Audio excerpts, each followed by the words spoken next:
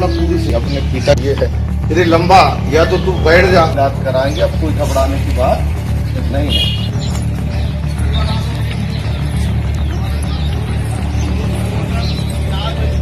नमस्कार, the such India में आपका स्वागत है। आपके साथ में हूं सचिन तिवारी। जिनके घर शीशे के होते हैं वो दूसरों के घरों में पत्थर नहीं मारा करते। ये कहावत बहुत पुरानी है और मध्य प्रदेश की स्थितियों को देखते हुए इस वक्त ये कहावत मध्य प्रदेश की राजनीति पर फिट बैठती है। जहां कमलनाथ की 15 महीने की सरकार में शिवराज के द्वारा उन पर जमकर निशाना साधा गया, एक के बाद एक लगातार उनकी कमियां गिनाई गई, उन पर जमकर निशाने और बयानबाजियां की गई, तो दूसरी तरफ अब 18 महीने से मध्य प्रदेश की जनता पर राज कर रहे शिवराज के शासनकाल में आलम क्या है, किस तरह से स्वास्थ्य व्यवस्थाएं पूरी तरह से चरमराती जा रही हैं, किस तरह की व्यवस्थाएं देखने को मिल रही हैं और किस तरह से बेबसी और मायूसी के बीच में टूटती उम्मीदों का एक और नजारा भी देखने को मिल गया है, वो सब शिवराज सरकार की नाकामियों को बयां करता है। जरा आप भी देखिए गौर से उस नज़ारे को, एक बार वो तस्वीरें देखिए जिन तस्वीरों को देखने के बाद आपको भी लगेगा कि किस तरह से मध्य प्रदेश की जनता बेहाल है और किस तरह की तस्वीरें मध्य प्रदेश में देखने को मिल रही हैं। जरा गौर से देखिए उस वीडियो को जिस वीडियो की हम बात कर रहे हैं।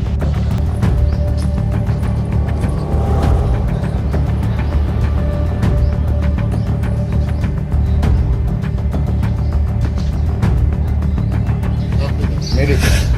मतलब पूरी सिस्टम से हार चुके, तो एक ही विश्वास। दरअसल ये वीडियो, जिस वीडियो को अभी आपने देखा, ये मध्य प्रदेश के डिंडौरी से निकलकर सामने आता है, जहां पैर में ग्रेगीन फैलने की वजह से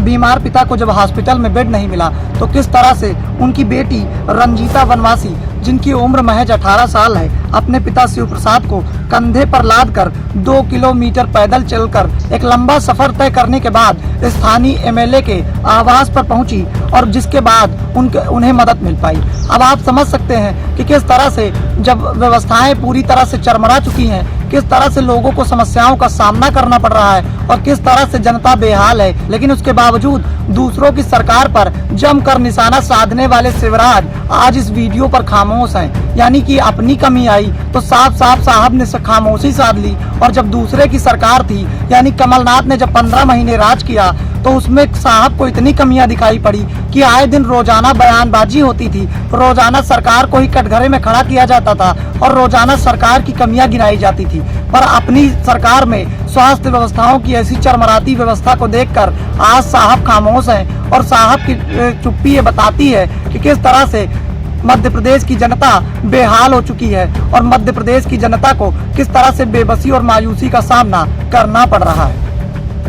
अब आप समझिए उस छोटी सी बच्ची के दर्द को, आप समझिए उस मायूसी को, आप समझिए उस पीड़ा को, जिस पीड़ा को एक बेटी ने अपने पिता को 2 किलोमीटर लंबे सफर को तय करते वक्त महसूस किया होगा। किस तरह से उसने 2 किलोमीटर का लंबा सफर अपने पिता को अपने ही कंधों पर लाद कर तय किया होगा, लेकिन उसके बावजूद भी न किसी की बेबसी, न किसी की मायूसी, न किसी की टूटती उम्मीदों से शिवराज को मतलब है। शिवराज को मतलब है सिर्फ और सिर्फ अपनी सरकार से, सत्ता के सुख से और दूसरों की सरकार की कमियां गिनाने से, यानी दूसरों की सरकार पर जमकर निशाना साधते थे। और जब आज अपनी ही सरकार में ऐसी तस्वीरें देखने को मिल रही हैं तो साहब खामोश हो जाते हैं। साहब को न दर्द समझ में आता है, न टूटती उम्मीदें समझ में आती हैं, न स्वास्थ्य व्यवस्थाओं की चरमराती व्यवस्थाएं समझ में आती हैं और ना ही अपनी सरकार की नाकामी समझ में आती है। साहब को समझ में आती है सिर्फ दूसरों की सरकार की कमियां और जमकर उन पर साधने वाला निशाना जो साहब के द्वारा प्रतिदिन साधा जाता था जब कमलनाथ के 15 महीने की सरकार थी।